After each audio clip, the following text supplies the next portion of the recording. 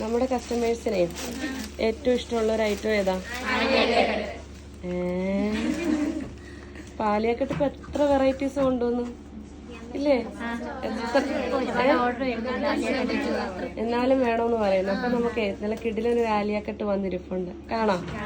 എന്താ അല്പം മുൻപാണ് നമ്മുടെ ഈ ഒരു ആലിയാക്കട്ട് കുർത്തീസിൻ്റെ വീഡിയോ വന്നത്.